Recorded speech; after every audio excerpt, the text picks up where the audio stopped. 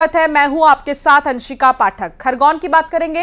तेज रफ्तार का कहर देखने को मिला और तेज रफ्तार ट्रक ने दो बाइक को टक्कर मार दी। दुर्घटना में 3 लोगों की मौत हो गई है और 2 घायल बताए जा रहे हैं। 2 अलग अलग बाइक पर सवार थे 5 युवक। मुंबई आगरा हाईवे पर नीमरानी के पास दुर्घटना हुई है और आप देखिए तस्वीर। रफ्तार का कहर, खरगोन में रफ्तार के कहर ने 2 बाइक को टक्कर मार दी और इसमें 3 लोग घायल हुए हैं और साथ ही 3 लोगों की मौत भी हो गई है। आशुतोष संवाददाता साथ जुड़ गए हैं। आशुतोष, हादसे के बारे में क्या जानकारी?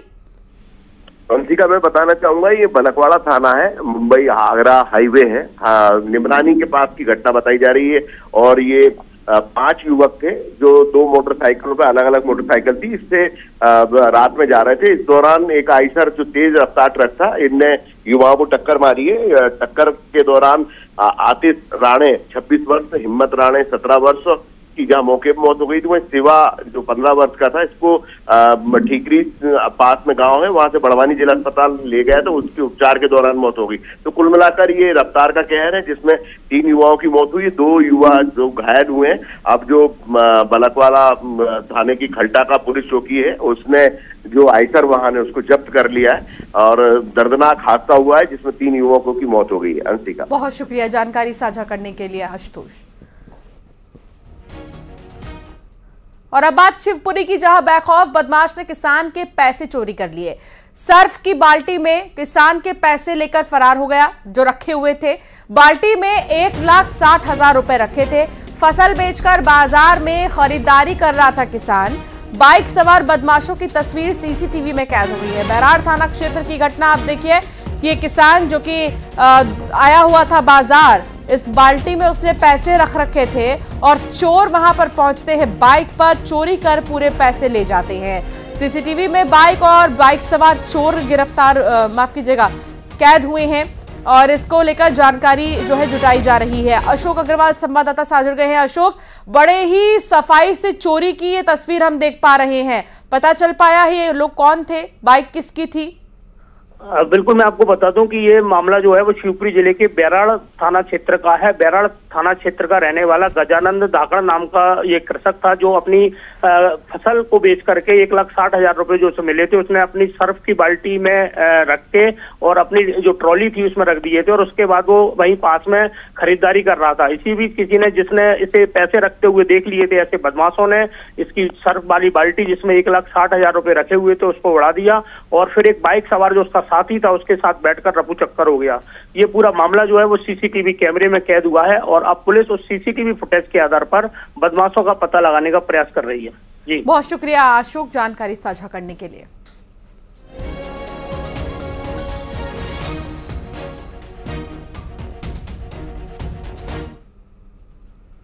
इक्कीस राज्यों और केंद्र शासित प्रदेश के 102 सीटों पर मतदान के साथ ही दिग्गजों की किस्मत ईवीएम में कैद हो गई है। मतदान के दौरान आम से लेकर खास सभी उत्साहित नजर आए। नेता और अभिनेता सभी ने मतदान में बढ़ चढ़कर हिस्सा लिया।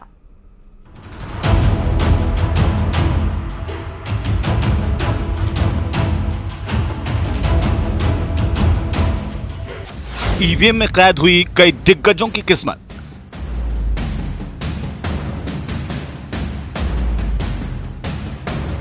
पहले चरण में 102 सीटों पर हुआ मतदान।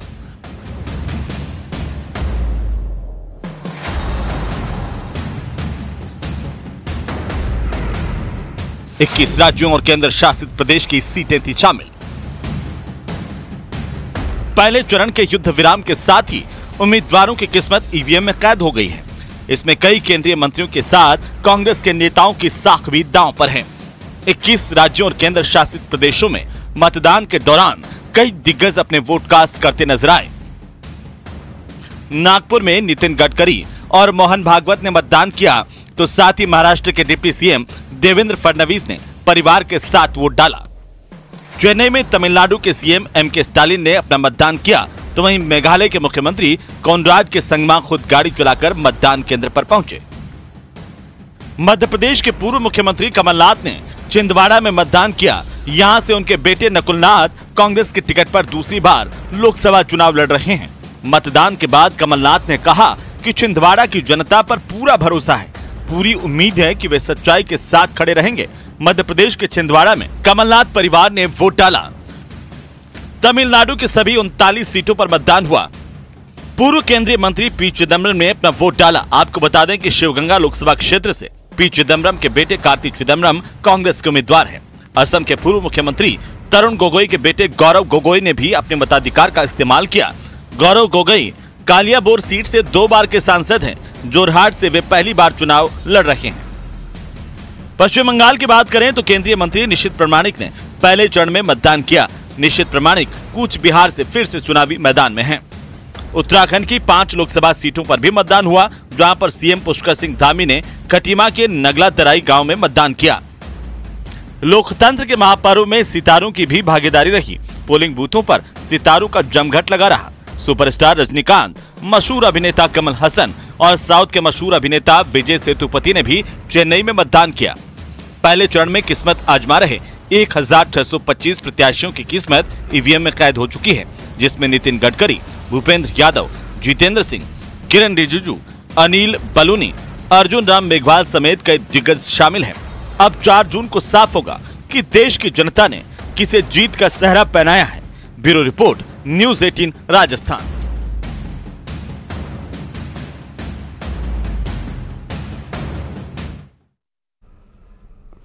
ज्यादातर जगहों पर वोटिंग शांतिपूर्ण तरीके से संपन्न हो गई है, लेकिन पश्चिम बंगाल के कूच बिहार में झड़प हुई है। यहां टीएमसी और बीजेपी कार्यकर्ताओं के बीच मारपीट हो गई। अलग अलग इलाकों में वोटिंग के दौरान हिंसा हुई है। आखिर क्यों ऐसी स्थिति उत्पन्न हुई और वहां का नजारा क्या रहा, यह आपको दिखाते हैं।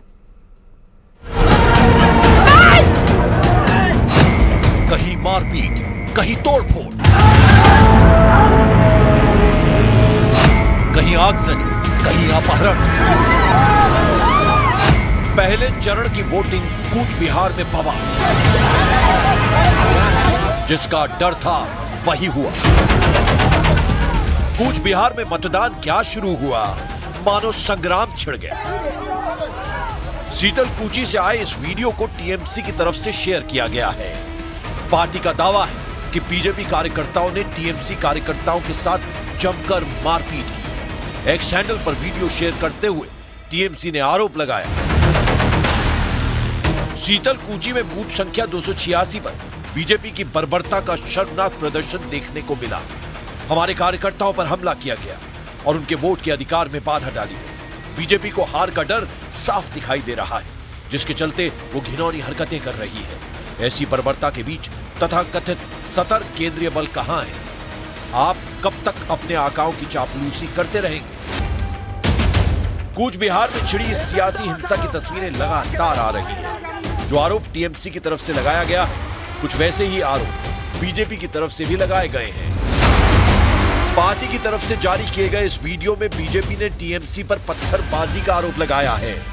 पार्टी का दावा है कि टीएमसी कार्यकर्ताओं की तरफ से वोटिंग को रोकने के लिए बीजेपी कार्यकर्ताओं पर पत्थर फेंके गए, जिसमें 2 लोग घायल भी हो गए हैं। कूच बिहार के बूथ नंबर 226 से भी हिंसा की खबरें आ रही हैं। हमारे सदस्यों, बेगरकाटा के लोगों और ब्लॉक नंबर 226 के लोगों को बंगाल बीजेपी के गुंडों द्वारा वोट डालने से रोका गया और धमकाया गया। ये उनके लोकतांत्रिक अधिकारों का सरासर उल्लंघन है। चुनाव आयोग को इस मामले में तुरंत हस्तक्षेप करना चाहिए। बताया जा रहा है कि कूच बिहार में हो रही इस हिंसा का सामना कई परिवारों को करना पड़ रहा है। कहीं पोलिंग बूथ को आग के हवाले कर दिया गया है, तो कहीं लोगों के घरों में तोड़फोड़ कर दी गई है। इतना ही नहीं, दिनहाटा में बीजेपी के बूथ एजेंट की किडनैपिंग की खबर भी सामने आ रही है। कि कूच बिहार, जलपाईगुड़ी और अलीपुरद्वार, खास करके कूच बिहार में क्या हिंसा नहीं होगा? क्या ऐसा एक चुनाव देखेगा बंगाल जहां पर पहली चरण में मतदान में वैसा हिंसा नहीं हुआ है? कल रात से थोड़ा बहुत प्री पोल वायलेंस जिसको बोलते हैं, दिनहाटा के साइड में कुछ तृणमूल कांग्रेस के वर्कर्स के ऊपर हमला हुआ, ऐसा तृणमूल कांग्रेस का दावा है। वहां पे दिनहाटा का जो एमएलए हैं, उत्तर बंगाल की जो तृणमूल कांग्रेस की मंत्री हैं, वो देखने गए थे। वोटिंग के दौरान हुई इस हिंसा की प्लानिंग को ऐसे भी समझा जा सकता है कि दिनहाटा से पुलिस को बम भी बरामद हुए हैं। बीजेपी का आरोप है कि कूच बिहार में हुई हिंसा टीएमसी के आकाओं के इशारे पर हुई है।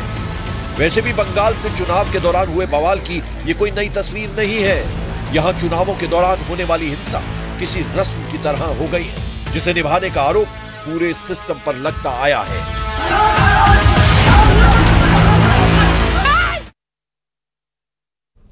कहते हैं कि मुर्दा कभी झूठ नहीं बोलता और ये सच बाहर आता है लाश के पोस्टमार्टम रिपोर्ट से। दरअसल एक घर में नाबालिग लड़की की फांसी के फंदे पर झूलती लाश मिली, लेकिन सीन ऑफ क्राइम से मामला संदिग्ध लग रहा था। ये सुसाइड है या फिर मर्डर का केस? हैरानी देखिए कि लाश का पोस्टमार्टम होता उससे पहले ही लाश को कोई ले गया। आप भी देखिए, एक चूक, ऑपरेशन लाश की तलाश।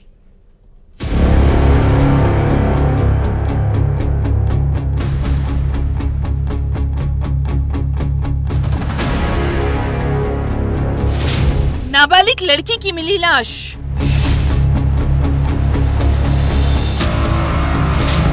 फांसी के फंदे की मिस्ट्री।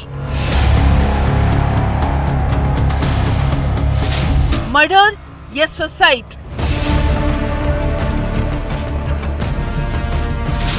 पोस्टमार्टम कराए बिना कौन ले गया लाश? नदी में बहा दी गई लाश।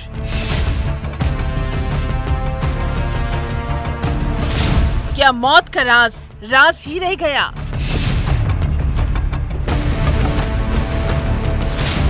ऑपरेशन लाश की तलाश। शायद अब से पहले मौत की ऐसी अजीबोगरीब मिस्ट्री आपने नहीं देखी होगी। बलरामपुर के राजपुर थाना इलाके में इस घर में नाबालिग लड़की की लाश मिली। नाबालिग लड़की 8वीं क्लास की छात्रा थी। लड़की का परिवार यूपी के मिर्जापुर में रहता है। मौसी के यहाँ रहकर लड़की पढ़ाई कर रही थी। घर में लड़की की लाश उस वक्त मिली जब घर पर कोई नहीं था, फांसी के फंदे पर झूलती हुई, लेकिन सीन ऑफ क्राइम संदिग्ध था। लाश के पैर जमीन को छू रहे थे। लड़की के घर वालों ने हत्या का आरोप लगाया है।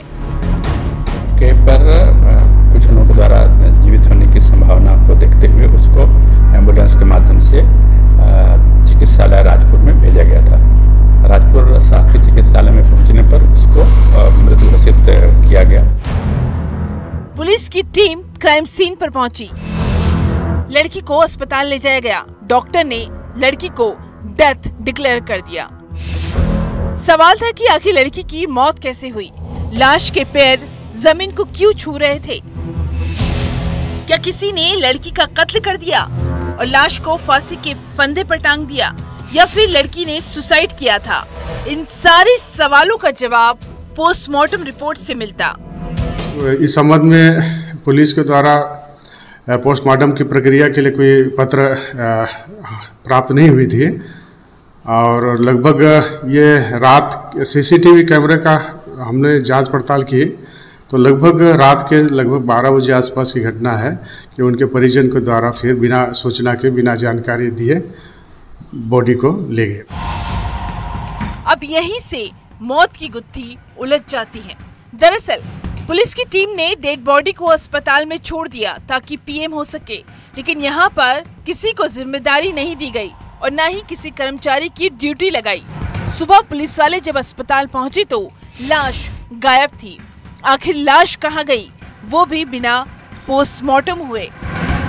वापस उसको पंचनामा कार्रवाई के लिए मौके पर पहुंचा गया तो पाया गया कि उस मृतका के बॉडी को उसके पिता एवं अन्य के द्वारा वहां से आकर के इसको मिर्जापुर ले जाया गया। दरअसल लड़की के घर वाले डेड बॉडी को लेकर मिर्जापुर चले गए। रीति रिवाज के मुताबिक लड़की की लाश को नदी में बहा दिया गया, यानी पोस्टमार्टम हुआ ही नहीं। इस मामले में एएसआई को निलंबित किया गया है। आदमी की कार्रवाई किया जाना था, बाद में पंचनामा और पोस्टमार्टम कार्रवाई किया जाना था। एएसआई पैकरा के द्वारा वहां सुरक्षा पर कोई कर्मचारी तैनात न करके या फिर स्वयं सुरक्षा न करके उसे परिजनों के हवाले छोड़ करके चला गया था। इस आधार पर एएसआई पैकरा को निलंबित किया गया है और इस पूरे प्रकरण की जाँच की जा रही है। सवाल अब भी वही, आखिर मौत का ये राज कैसे खुलेगा? नाबालिग लड़की के साथ क्या हुआ था? क्या ये सुसाइड है या फिर मर्डर? पुलिस की एक टीम मिर्जापुर गई है। क्या अब शुरू होगा ऑपरेशन लाश की तलाश? बलरामपुर में सूरज गुप्ता के साथ bureau report, news 18 Madhya Pradesh Chhattisgarh. तो मासूम बच्चियों के मर्डर की ये दास्तां आपको भी झकझोर देगी। 4 दिन की मासूम गुड़िया की गला दबाकर हत्या कर दी गई। दादी ने पोती का कत्ल किया। हत्या के बाद दादी गुनाह को छुपाती रही। दूसरे शहर में 2.5 महीने की नातिन की कातिल निकली उसकी नानी। मासूम बच्चियों से ऐसी नफरत क्यों?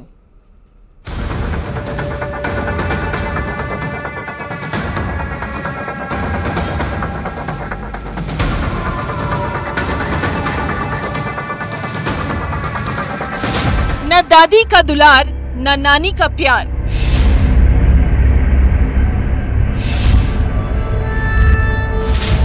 घर में ही ममता के गुनहगार। दादी सुनाए मौत की लोरी।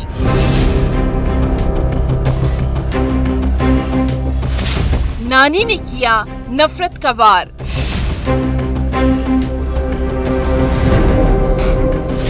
नन्ही जान से ये कैसा इंतकाम? 2 शहर खामोश हुई परिया।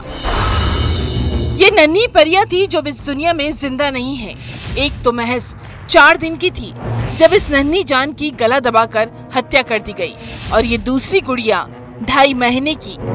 कुल्हाड़ी से वार करके इस बच्ची की जान ली गई। आखिर इन मासूम बच्चियों से कातिल को नफरत क्या थी? तो दर्द की ये दास्तां तफसील से बताते हैं। सबसे पहले ग्वालियर के कंपू थाना इलाके की ये तस्वीर। इस नन्ही गुड़िया को 4 दिन ही हुए थे दुनिया में आए हुए, लेकिन किस्मत देखिए, बच्ची को दादी का प्यार नहीं मिला, बल्कि दादी प्रेमलता चौहान ने अपनी ही पोती की हत्या कर दी। अस्पताल में उसे अपने पास सुलाया और गला दबा दिया।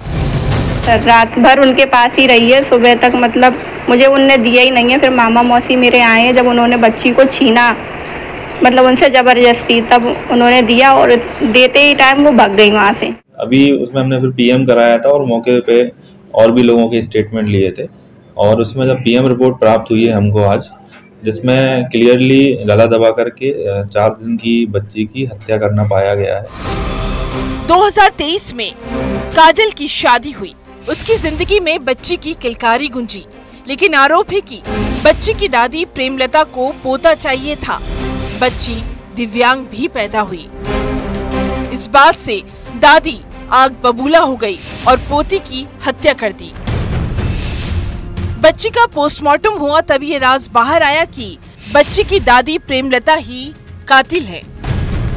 जो बच्ची का जन्म हुआ था तो शायद सास उस चीज से रुष्ट थी, और दूसरी चीज बच्ची जो है वो शारीरिक रूप से अपंग भी थी। तो ऐसी स्थिति में शायद सास को नागवार गुजरा और उसने इस तरह का कदम उठाया। ग्वालियर के बाद मंडला के मवई थाना इलाके की ये तस्वीर। यहाँ भी एक गुड़िया किसी अपने की नफरत का शिकार हुई, जिसे उसकी नानी ने कुल्हाड़ी से वार करके हमेशा के लिए खामोश कर दिया। दरअसल बच्ची की नानी इतवारिया बाई अपनी बेटी की लव मैरिज से खफा थी। बेटी ने लव मैरिज की, हरियाणा चली गई। जब घर लौटी तो बच्ची के साथ, लेकिन लड़की की मां यानी इतवारिया बाई ने बेटी की लव मैरिज का गुस्सा नन्ही नातिन पर उतारा, उस पर कुल्हाड़ी से वार किए। तो नानी हैं जिन्होंने ये हत्या करी है, वो पिछले कुछ समय से जो 5 दिवस से अपनी बेटी से नाराज़ थी, क्योंकि वो पढ़ाई के लिए बालाघाट गई थी और बिना अनुमति के उन्होंने शादी करके फिर उनका ये बच्चा भी हो गया था। तो इसी बात पे सभी लोग जब खेत गए थे सुबह सुबह, तो उसी दौरान माँ ने उसकी हत्या कर। सोचिए जरा, दादी नानी का प्यार दुलार नहीं, इन मासूम गुड़िया को नफरत मिली। आखिर नन्ही जान से ये कैसा इंतकाम? ग्वालियर में सुशील कौशिक और मंडला में कृष्णा साहू के साथ bureau report, news 18, Madhya Pradesh, Chhattisgarh. Bulletin में फिलहाल इतना ही, आगे भी खबरें जारी रहेंगी।